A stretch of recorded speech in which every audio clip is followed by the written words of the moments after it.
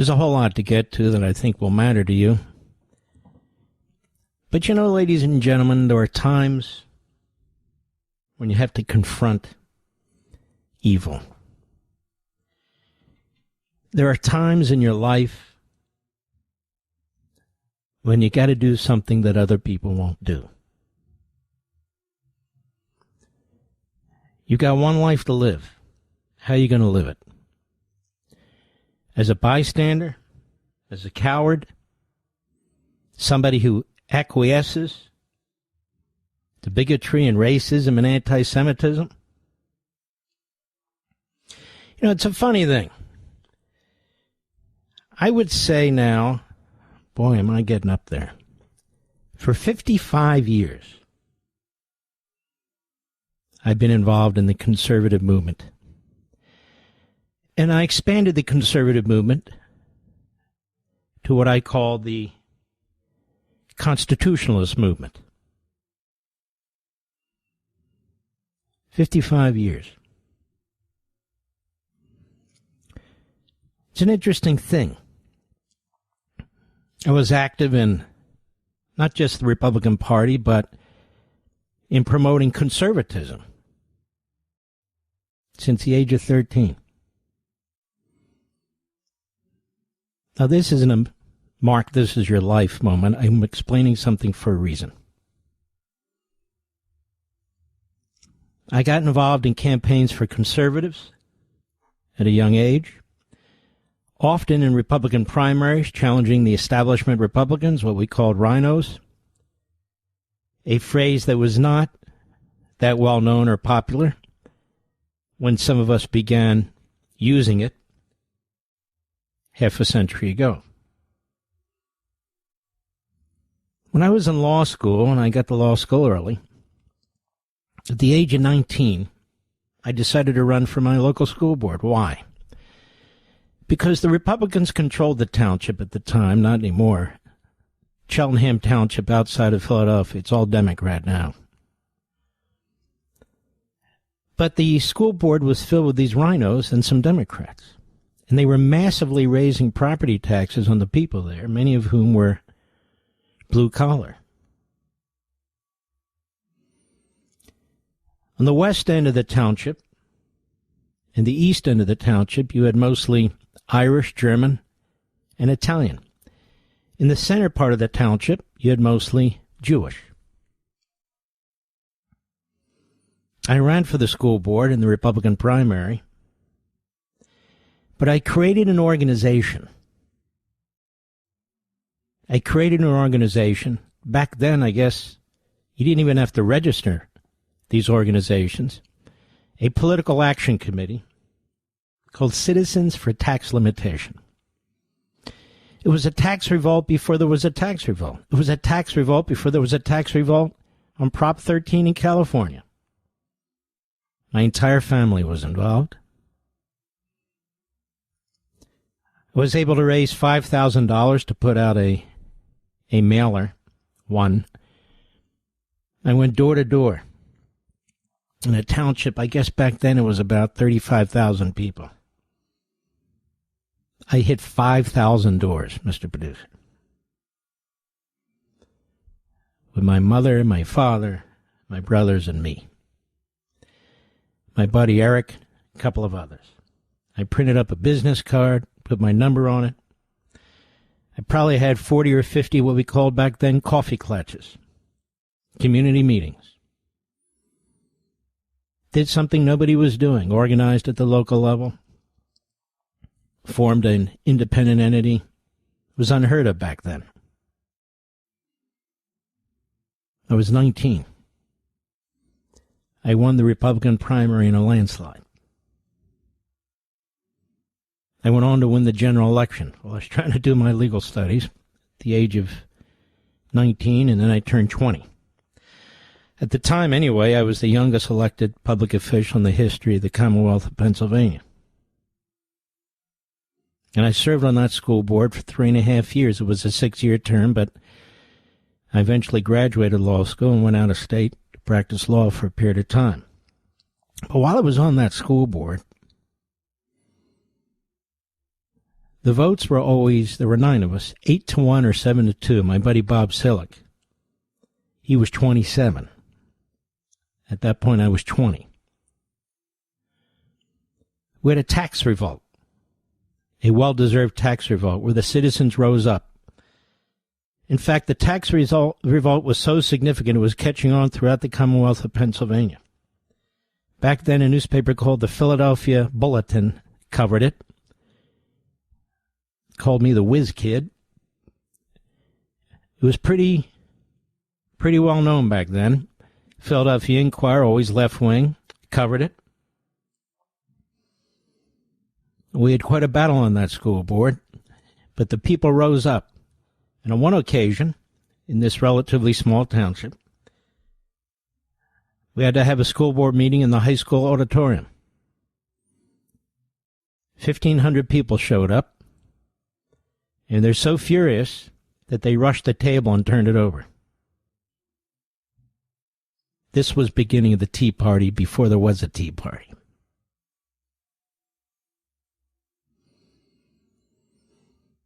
(1976), actually it was 1974, my older brother Doug and I, and unfortunately he's quite ill, we went to Philadelphia to a dinner. They introduced Republicans in that area to a governor who we heard about, we didn't know much about, named Ronald Reagan from California. It was introduced by a senator who we knew less about, named Paul Laxalt from Nevada. They were best friends, neighboring governors. I watched Reagan. I said, that's my man, my brother and I. The problem was, in Pennsylvania, it's a fairly moderate Republican state and a Democrat state, very competitive as it is today. They were not Reagan fans. They were Gerald Ford fans.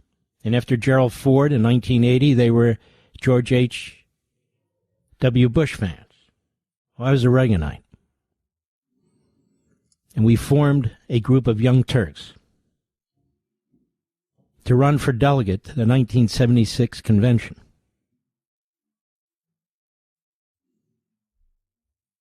To vote for Reagan.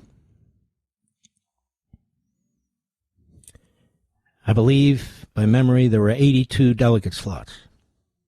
Unfortunately, my position on the ballot was way down the list.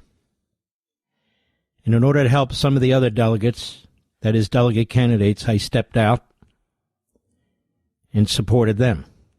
And we won several. And at that convention in 1976, I believe it was in Kansas City, Ronald Reagan almost defeated Gerald Ford. It was about 100 votes apart.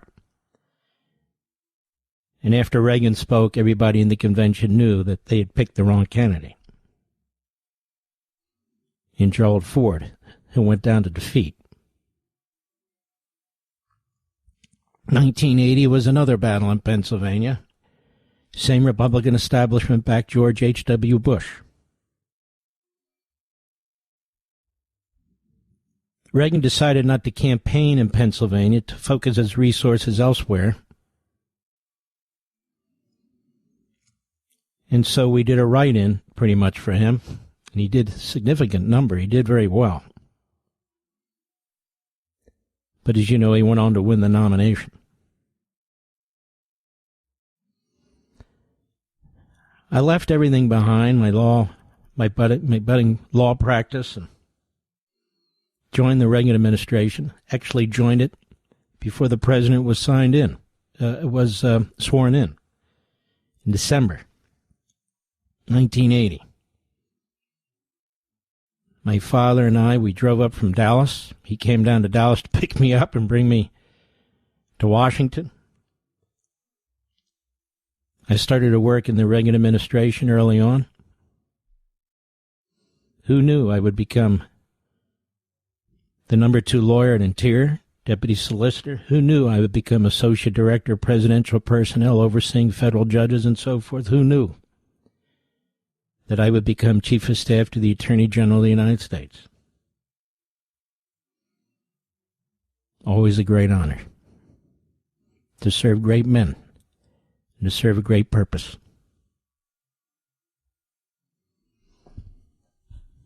I never expected to be in this business, radio. That's for sure.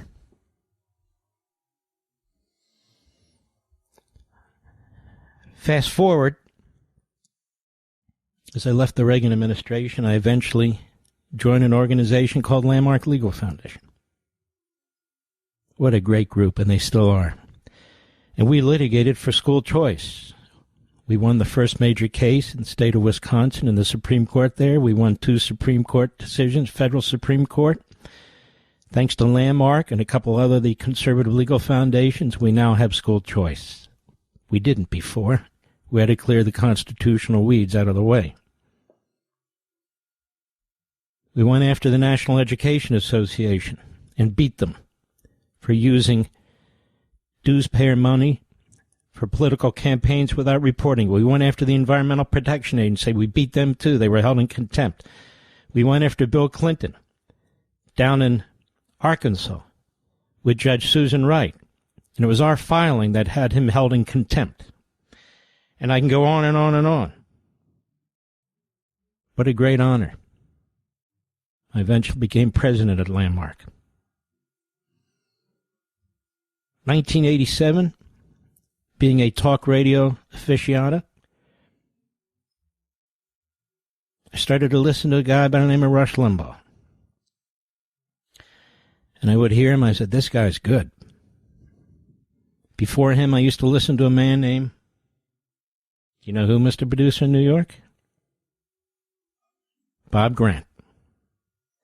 Philadelphia, I listened to conservative hosts there as well. I would send stuff to Rush through a fax machine on the Constitution and the law. I stopped, figured he didn't care. He used all of it. And out of the blue, he called me on the phone. He said, keep it coming, Mark, keep it coming. It's very important. I kept it coming. Then he said, what's with the fax machine? It's time to use emails. Well, we didn't use emails a lot back then. So I did. Catherine was his right-hand lady, absolutely fabulous. And one day he called me F. Lee Levin, the director of his legal division. I was shocked and honored. We became best friends. He introduced me in his own way to Sean Hannity. We became and are best friends. Now, I've been involved in the Reagan Revolution. I've been involved in the Tea Party movement with my book, Liberty and Tyranny. Went to multiple massive rallies. It's where I first met Donald Trump. My book, Liberty and Tyranny. The Convention of States movement. I'm one of the founding fathers of that. With Mark Meckler. With my book, The Liberty Amendments. And on and on. And here I am on radio, having been a guest, then offered a platform. You know, prior to radio, I never earned a lot of money. I earned very little money. At a foundation, working politics, working for the movement, doing these sorts of things, I never earned that much money. Now I do very well. Even early on in radio, I didn't earn very much money. Now, where am I going with all this? I'm going to tell you in a moment because it's very, very important. It's not about me. I know it sounds it. That's not my point. I want to talk about a lesson and what is important in life and what is important in our movement and our mission. I'll be right back.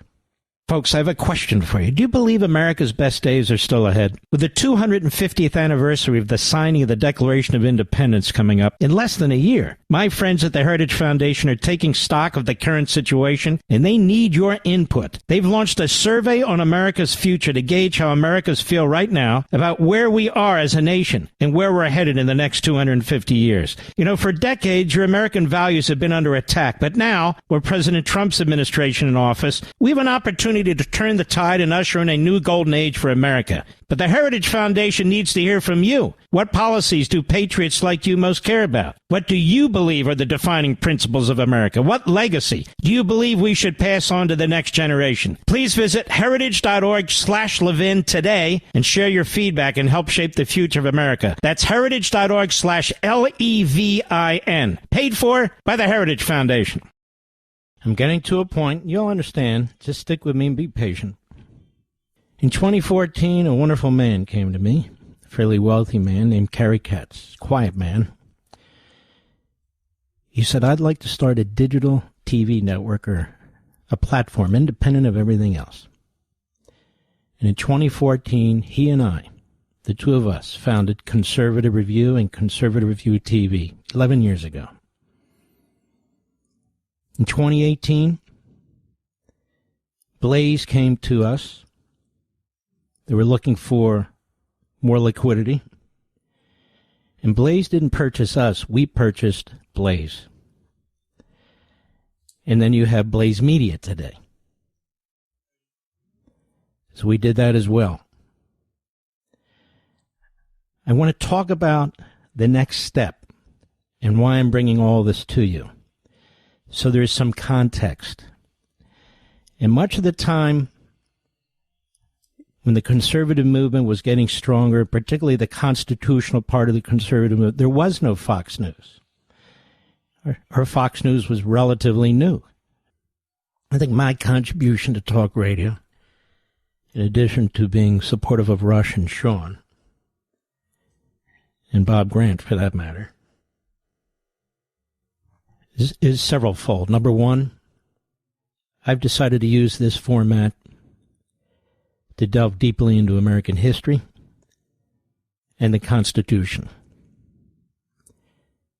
This format has never been used for that before I came to talk radio about a quarter century ago. And worked closely with Rush and Sean on both of those. Number two, when I got into syndicated radio, my first radio station was WABC in New York.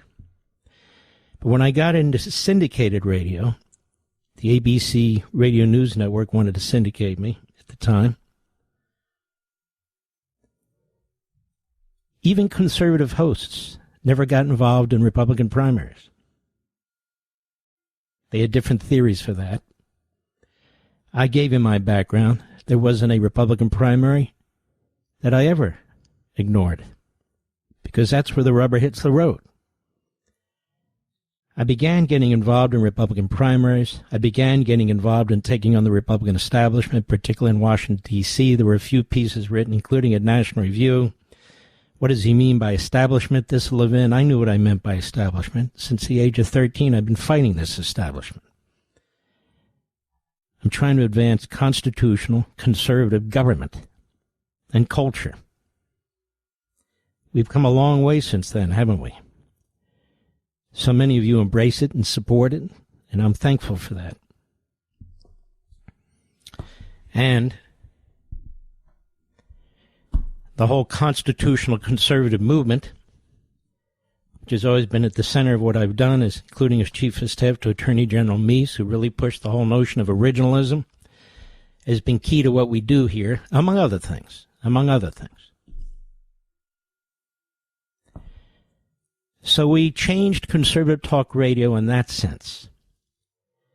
Less slapstick, less happy-go-lucky, although that's fun too, don't get me wrong. Much more serious, these substantive issues, and I'm not putting down anybody. Everybody's contributed to this who's in this, well, almost, in this format. The left could not compete with us. In the early 2000s, it really took off more in like 2005, 2006, that area. Podcasting came to be without getting into the whole technological history of that. And that meant basically anybody could get on, quote-unquote, on air. Anybody. From any room in their house.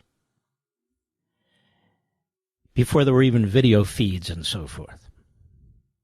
So you got this podcasting. Podcasting relies on what, Mr. Producer? The internet. It relies on the internet. It relies on handheld devices. This program is podcast. This program is podcast. Not new podcast information. The program I do is podcast because people like to have their devices and listen on their own. That's fine. My attitude is let's push it out on all platforms humanly possible. Now we get to the nub of the matter. You have people who are podcasting, who have big companies behind them, big foreign money behind them, big domestic money behind them, some of it dark money, who are not so much broadcasting, they're podcasting, a word that was developed in the early 2000s. iPods, iTunes, they came up with podcasting. Not all, but most of these people haven't contributed a thing to this country. Nothing. You look at Tucker Carlson. What has he done for the country? He's written for magazines. He's been on TV. He's been on radio. Now he's a podcaster. That's big money. I told you before, I didn't really come into money until I did broadcasting. Candace Owens. Podcasting. What has she done for the country? Absolutely nothing. Zero. Nick Fuentes, 28-year-old punk, a racist, a neo-Nazi. What has he done for the country? Absolutely nothing. Zero. Then we have their surrogates who are with them. And after the first of the year, I'm going to start mentioning them too, who've made an enormous amount of money off these platforms. Some of them are disgruntled former employees at Fox, disgruntled former employees at one of the network TV, whatever they are. Some of them were doing morning radio. What have they done for the country? What movements have they been involved in a significant way? I don't mean ride the coattails and grift off them. Nothing. Nothing. That's okay. But when you have a microphone, whether it's a podcaster, whether it's radio, whether it's satellite, whether it's television, you have a responsibility to contribute something to the country, at least integrity and honesty, and not just grift. You also have a responsibility to your fellow countrymen. So if you see some poison that is spreading, some cancer that is metastasizing, that's going to damage our country, damage our culture, damage our society, politically, damage our party, and destroy everything that's been built. You have an obligation not to acquiesce to it as a coward, certainly not to join in with it, make excuses for it, but to confront it. Whether it's on the left or the right. You have an obligation, a moral obligation, to do just that. No, it's not a waste of time, your time or my time, when I do it. It's crucial to who we are as a society. It's very crucial. You've got guys like Bannon. The guy pled guilty to a felony, ripping off little old ladies, raising money for a wall that was never built. He's telling us Trump's going to run for a third term. Well, there is the thing called the Constitution. Nobody gets to run for a third term. Nobody. And he won't. Bannon's playing you. Jews are under attack by these people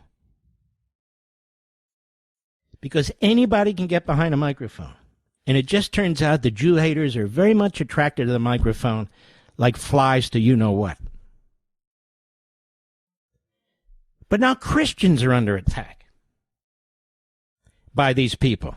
You, Mr. and Mrs. America, Jew or Christian, the Judeo-Christian value system that created this marvelous wonder called the United States of America. You're now under attack by some of these people who you've been following, who you've been paying money to, who you defend, whose comments you repeat.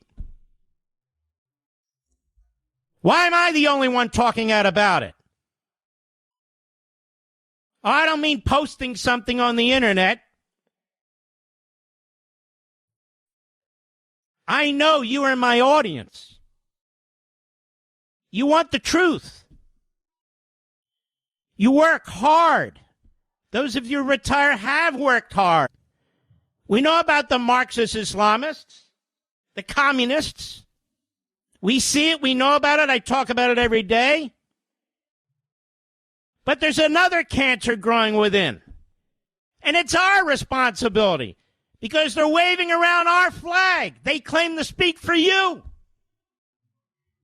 Neo-Nazis.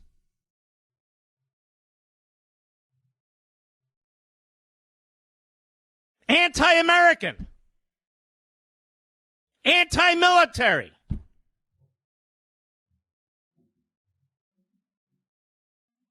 Or one or more of the above. It is shameful that people with big audiences say nothing. But I know why they don't. Because when you do speak out, you come under vicious attack. Not just by them, but by the liberal media who promotes the Tuckers and the Fuenteses and the Bannons and the Owens day in and day out. They promote the anti-Semites and the bigots and the isolationists and the hate America crowd. They want them to define you and me and our party and our movement.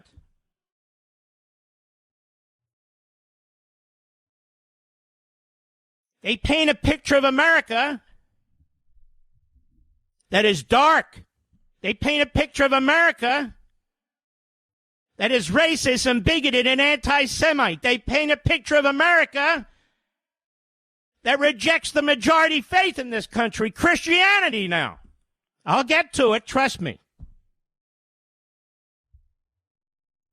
They lie, they twist, they spew, and they know that at least for now, the more they do that, the more they attract and the more money they make and the more attention they get. And that's what they have to have if they're podcasters or if they're subscription-based services or whatever they are.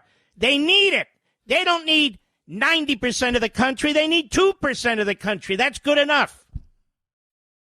Good enough. 5%. Good enough. So they get more extreme and radical and crazy by the day. And that media I spoke about promotes them more and more by the day.